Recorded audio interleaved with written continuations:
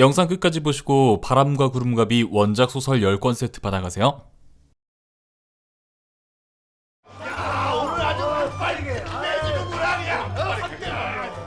한창 도박판이 벌어지고 있는 한양의 어느 불법 도박장. 야, 저기는 또 판이 크네. 어?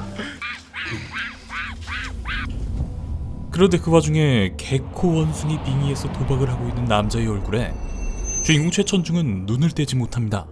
자, 패들 까시죠. 나으리, 이번엔 무엇이옵니까? 이미 타짜 정마담을 통해 우리 모두 익히 알고 있는 호구 등쳐먹는 수법. 나 2대 나온 여자야. 장땡입니다. 아니 저. 당연히 이 개코 원숭이 아저씨는 돈을 꼴게 됩니다. 너 사기꾼 놈이 있나? 너 이놈아 이거! 야 이놈아! 야 이 사기꾼 놈아! 이 개코 아저씨는 도박판 어디서나 쉽게 볼 수 있는 그런 한심한 인생이었죠. 아이고 그래. 어쩌라느냐 도박꾼들을 슈퍼해라! 그런데 바로 그때 이 불법 도박장에 관군이 들이닥치는데 재빨리 돈을 챙겨 달아나는 개코 원숭이. 주인공 최천중은 도망가는 그를 따라 나서고 아이 저를 그냥 잠시. 아니 저는 그냥. 그를 관군으로부터 구해준다. 가시죠.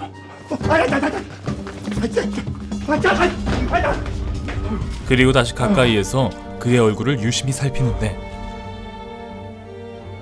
참으로 범상치 않은 상이야. 밤에도 빛나는 저 안과 앞으로 솟은 듯한 콧등 있잖아. 호랑이 상이다. 한 번도 틀린 적이 없는 관상가 최천중은 그의 눈을 의심합니다. 분명 호랑이상이 맞는데 이 남자의 말과 행동이 호랑이상에 어울리지 않게 한없이 가벼웠기 때문이죠. 대체 무슨 사정이 있길래 이 호랑이의 상을 한 남자는 일부러 개코 원숭이의 흉내를 내고 있는 것일까요? 그 도박장에 있을 때 유달리 그 남들보다 눈이 번쩍번쩍하던가. 그런 허접한 곳은 오히려 호랑이가 안광을 숨기는 곳이지요. 최천중은 이 사내의 이름을 듣게 되는데 나 이하웅이라고 하네. 이하응, 훗날 왕위에 오르는 고종의 아버지, 바로 흥선대원군이었습니다. 며칠 뒤 한양에서 삽시간에 최고의 역술인으로 소문이 난 최천중. 남녀노소 지위고하를 막론하고 많은 이들이 최천중을 찾아와 관상과 사주를 보는데 아이, 높으신 종친 어른께서 여기까지 어인 일로? 자네가 그렇게 요마하다고들 하니 한참을 기다렸네. 원조 줄세우기 전문가가 한참을 줄을 서서 최천중에게 사주를 보러 온 것이었죠. 앞으로 이 돈은 좀 모이겠나? 어? 이 말년은 편안하겠는가? 역시나 한없이 가볍기만 한 이하응.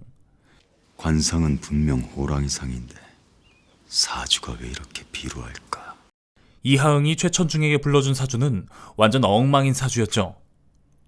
호랑이 상을 하고도 이렇게 허접한 인간이 된 것은 다 그의 타고난 사주가 엉망이기 때문인 걸까요? 일전에 말씀드린 대로 호환의 상이십니다.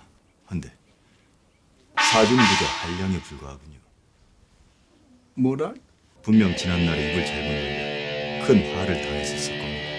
그저 상소문이나 쓰고 살 인생입니다. 그것이 사주를 보는 게 막말을 하는 게야. 입을 잘못 놀려 큰 화를 당하게 되는 건 오히려 최천중이 될 것 같은 분위기. 하지만 전혀 주눅들지 않는 최천중. 이놈! 화내실 일이 아니죠. 본인 사주도 아닌데. 그렇습니다. 애초에 이하응이 최천중에게 불러준 사주는 그의 사주가 아니었던 것이죠. 왜 이런 짓을 하십니까? 점쟁이를 찾아와 가짜 사주를 대는 게 무슨 이득이 있습니까? 자신이 가짜 사주를 준 것을 들키자 언제 가벼웠냐는 것 마냥 표정이 돌변한 이하응은 반대로 자신이 최천중의 앞날을 봐준다고 하는데 어디 나도 자네의 흉내를 내어보면서 자네 앞날 내가 예언해주지. 할 말과 안 할 말을 구분해야 할 것이.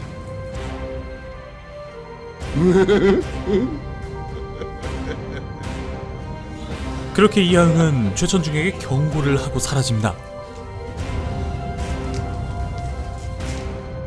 훗날 고종즉위 후 어린 임금을 대신하여 섭정을 맡게 되는 조선 최고의 권력자가 될 흥선대원군 이하응은 왜 스스로의 사주까지 속여가며 한심한 인생으로 보이게끔 노력하는 것일까요? 그리고 그런 그와 조선 최고의 역술가 최천중에게 앞으로 어떤 일들이 펼쳐지게 되는 걸까요? TV조선에서 방영을 시작한 드라마 바람과 구름과 비는 화제의 금토 드라마였던 부부의 세계가 끝나는 타이밍에 맞춰 토일 드라마임에도 불구하고 굳이 지난 5월 17일 일요일부터 방영을 시작한, 누가 봐도 부부의 세계 마지막 화와는 겹치지 않겠다는 결연한 의지가 엿보이는 드라마입니다. 명리학과 관상학을 무기로 가진 최천중이 치밀한 전략하에 뛰어난 인재들을 모아 운명과 맞서 싸우며 킹메이커가 되어 세상을 바꾸려 하는 것이 이 드라마 바람과 구름과 비의 원작 소설 이병주저 바람과 구름과 비의 주요 스토리인데요.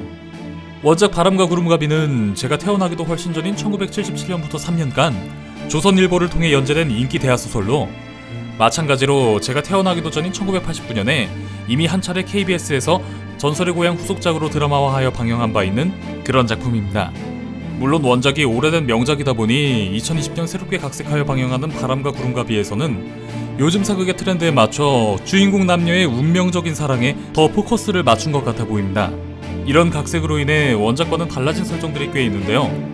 최천중의 운명의 사랑 복련이 알고 보니 왕의 딸인 옹주의 신분이었다는 설정 같은 것들이 그렇습니다. 교과서로 배웠던 조선 말기의 비극으로 가득한 역사적 사건들을 시대를 관통하는 통찰력을 가진 관상가 최천중의 눈을 통해 보여주는 바람과 구름과 비가 원작 그대로 거의 각색 없이 오늘날 드라마로 나온다면 아마 너무 무겁기만 한 그런 작품이 되지 않았을까 싶은데요. 오히려 저는 원작의 복련을 왕의 딸 옹주로 각색하여 남녀의 로맨스로 트렌디한 극의 재미를 추구한 부분은 아주 긍정적으로 생각합니다. 2020년 지금 수염 기른 중년 아저씨가 관상이 어쩌고 사주팔자 어쩌고로 나라의 운명을 점치는 것보다는 잘생긴 박시우와 공주님 고성이가 운명적인 사랑을 하는 와중에 관상과 사주풀이로 나라의 명운을 가르는 게 더 재밌지 않겠어요? 트렌디한 사극이 추세라 이 작품 바람과 구름과 비 역시 남녀의 로맨스가 초장부터 꽤나 주요하게 그려지고 있지만, 원작이 있는 작품은 절대 원작으로부터 자유로울 수 없죠.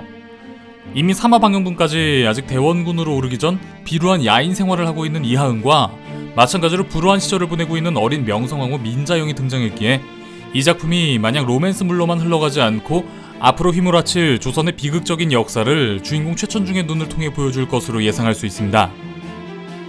평소 명리학과 관상학에 관심이 많은 저에게 이러한 부분을 자신만의 무기로 내세워 세상과 맞서는 인물을 주인공으로 하는 사극이 굉장히 반가울 수밖에 없었는데요. 지금껏 수많은 사극들을 통해 각양각색의 능력으로 세상과 맞서는 주인공들이 있어왔지만 사주팔자와 관상을 내세우는 주인공은 많지 않았죠. 언제나 이런 능력을 가진 캐릭터들은 주인공을 돕는 조연에 그쳤습니다. 기존에 볼 수 없었던 비범한 능력의 주인공을 내세운 사극이 궁금하신 분들께도 추천드리고 싶은 작품입니다. 운명을 읽는 주인공 최천중의 눈으로 조선 말기의 왕위 쟁탈전을 담은 드라마 바람과 구름과 비는 매주 토요일 일요일 밤 10시 50분 TV조선에서 방영됩니다. 그리고 영상 시작할 때 공지한 이벤트가 있었죠.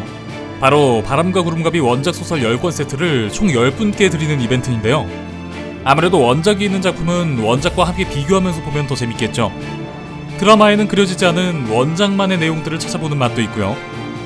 드라마 바람과 구름과 비를 보시는 구독자분들을 위해 미노타우루스 채널이 그림같은 세상 출판사와 함께 준비했습니다. 이 영상을 처음부터 끝까지 보신 분들이시라면 누구나 맞출 수 있는 문제가 곧 나갈 건데요. 정답을 아시는 미노타우루스 채널 구독자분들께서는 댓글란에 정답과 함께 바람과 구름과 비에 대한 여러분들의 기대를 적어주세요. 이메일 주소도 함께요. 총 10분을 추첨해 바람과 구름과 비 원작 소설 10권 세트를 선물로 드리겠습니다. 그럼 바로 문제 나갑니다. 바람과 구름과 비의 주인공 가상의 조선 후기 역술가 최천중이 내세우는 무기가 아닌 것은? 1번 명리학, 2번 관상학, 3번 타로카드. 정답을 아시는 분은 정답과 함께 바람과 구름과 비에 대한 기대와 이메일 주소를 함께 남겨주세요. 추첨을 통해 총 10분의 구독자분들께 바람과 구름과 비 원작 소설 세트를 선물로 드리겠습니다. 구독자분들의 많은 참여 바랄게요. 감사합니다. 그럼 지금까지 미노타우루스였습니다.